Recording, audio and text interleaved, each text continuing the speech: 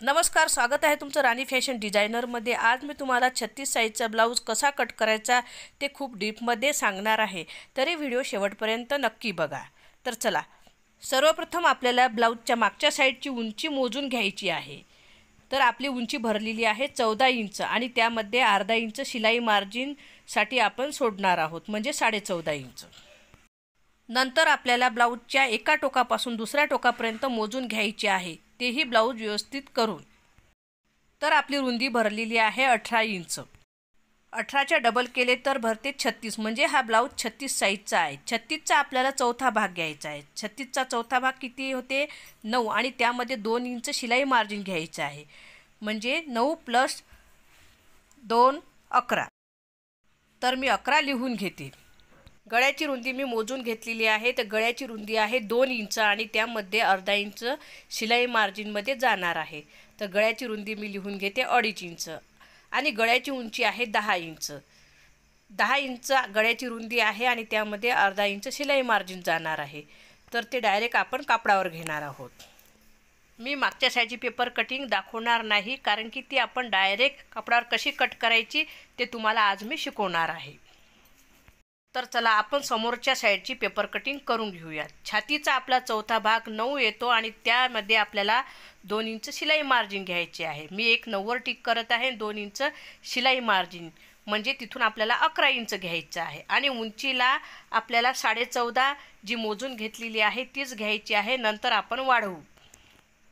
आता खाली आपण लाईन ड्रॉ करून घेऊ आणि चौकोनी बॉक्स तयार करून घेऊ। आपला चौकोनी बॉक्स तयार झालेला आहे। आता आपल्याला समोरच्या गळ्याचं माप घ्यायचं आहे। समोरच्या गळ्याची रुंदी आहे आपली 2.5 इंच आणि शोल्डर येणार आहे 3 इंच। बघा, 2.5 इंच गळा आणि 3 इंच शोल्डर। तर आपल्याला सुरुवातीपासून 5.5 इंचावर एक मार्किंग करून घ्यायची आहे, म्हणजे बरोबर 2.5 आणि 3 5.5 होणार आहे। गळ्याची उंची आपल्याला ब्लाऊजची मोजून घ्यायची आहे।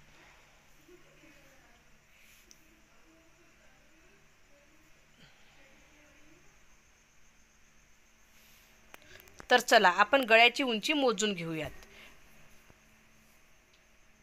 गळ्याची उंची आहे 5.5 आणि त्यामध्ये अर्धा इंच शिलाई मार्जिन ठेवायचं आहे, म्हणजे 6 घ्यायचं आहे। 6 वर मी मार्किंग करून घेते आणि बॉक्स तयार करून घेते। नंतर आपल्याला ब्लाऊजच्या शोल्डरपासून ते कटोरी जोडतो तिथपर्यंत मोजून घ्यायचं आहे आणि अर्धा इंच शिलाई मार्जिन जास्त ठेवायचं आहे। बघा, आपली भरलेली आहे 4.5 इंच आणि त्यामध्ये अर्धा इंच शिलाई मार्जिन, म्हणजे आपल्याला 5 वर टिक मार्क करायची आहे।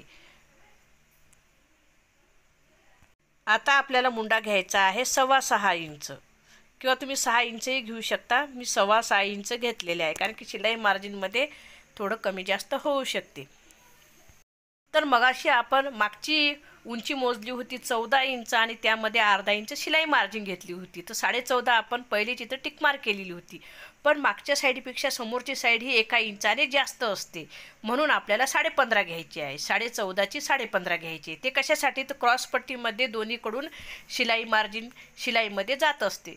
तर मी 14.5ची 15.5 करून घेतलेले आहे, 1 इंच वाढून घेतलेले आहे। नंतर आपल्याला फिटिंगची जी 9 इंच आहे ती मोजून घ्यायची आहे आणि खालीही 9 इंच मोजून एक टिक मार्क करून घ्यायची आहे, जेणेकरून आपल्या लक्षात येईल की ही फिटिंगची मार्जिंग आहे। तर बघा, मी अशी आखून घेतलेले आहे। खालीही आपल्याला मोजून घ्यायची आहे 9 इंच। आता आपण क्रॉसपट्टी मोजून घेऊयात। आपली क्रॉसपट्टी भरलेली आहे 3 इंच, तर आपल्याला अर्धा इंच वाढून घ्यायची आहे। समोरची 3 इंच भरलेली आहे, अर्धा इंच वाढून घ्यायची, म्हणजे 3.5 इंच घ्यायची आहे। आणि मागची किती भरलेली आहे? 2.5 इंच, तर यामध्येही अर्धा इंच वाढून घ्यायचं आहे, म्हणजे आपण 3 घेणार आहोत। आणि अशी लाईन ड्रॉ करून घ्यायची आहे, क्रॉसपट्टीचा आकार द्यायचा आहे। आता आपण कटोरी टाकून घेऊया। 36 साईजला आपल्याला कटोरी लागणार आहे 5.5 इंच। किती साईजला किती कटोरी लागणार आहे याचा व्हिडिओ मी ऑलरेडी टाकलेला आहे, त्याची लिंक मी वरी देत आहे, तोही जाऊन बघा। आता आपल्याला समोरच्या मुंड्याची खोली द्यायची आहे। समोरच्या मुंड्याची खोली आपण देणार आहोत 1 इंचावर आणि मागच्या मुंड्याची खोली असते 1.5 इंचावर. तर आपण आता समोरची काढत आहोत. तर समोरच्या मुंड्याची खोली आपण 1 इंचावर दिलेली आहे. नंतर आपल्याला मुंडा आणि कटोरी यामधील अंतर मोजून घ्यायचे आहे.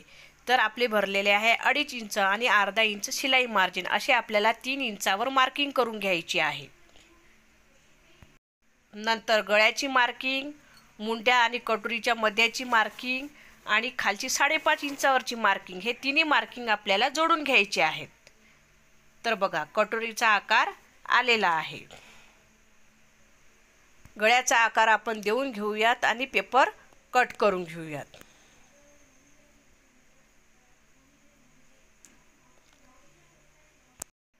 याआधीही माझ्या चॅनलवर मी पेपर कटिंगची व्हिडिओ, कटोरी कशी वाढवायची, लटकनची व्हिडिओ आणि ब्लाऊज कटिंग आणि स्टिचिंगची व्हिडिओ टाकलेले आहेत. ते जर तुम्ही बघितले नसेल तर चॅनलवर जाऊन नक्की बघा. तर तुम्ही बघू शकता जवळपास आपली पेपर कटिंग ही झालेली आहे. पेपर कटिंग झाल्यावर आपण कटोरी वाढून घेऊयात. कटोरी कशी वाढवायची आणि किती साईजची कटोरी कितीने वाढवायची याचेही व्हिडिओ मी ऑलरेडी टाकलेला आहे चॅनलवर, तेही जाऊन बघा.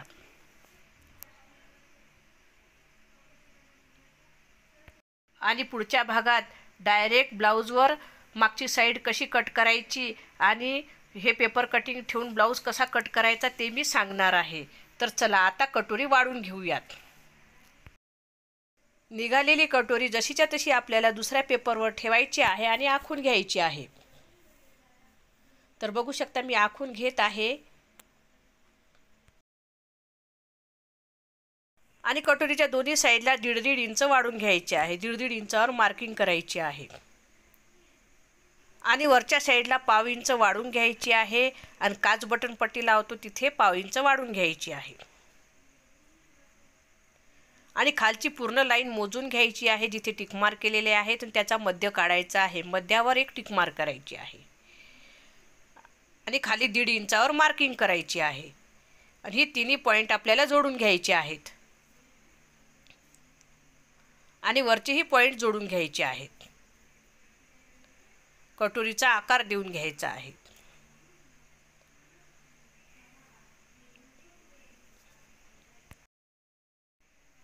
आता आपल्याला टक्स पॉईंट द्यायचे आहे. खालून आपल्याला 3 इंचावर टक्स पॉईंट द्यायचे आहे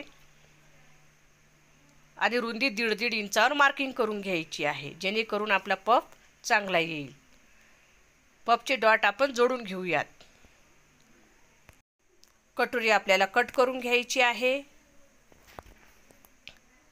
तर तुम्ही बघू शकता आपल्या कटोरीचा आकार किती छान आलेला आहे. तर उद्याच्या भागात आपण ही पेपर कटिंग ठेवून ब्लाऊज कसा कट करायचा आहे तेही अस्तरचा ते मी सांगणार आहे. त्यात मी अगदी सोप्या पद्धतीने ब्लाऊज कसा कट करायचा आणि कमी कपड्यामध्ये कसा कट करायचा ते सांगितलं आहे. तरी तुम्हाला हा व्हिडिओ आवडल्यास व्हिडिओला लाईक, चॅनलला सबस्क्राईब नक्की करा. बेल आयकनला प्रेस करा जेणेकरून तुम्हाला नोटिफिकेशन येईल. भेटूया उद्याच्या भागात. धन्यवाद.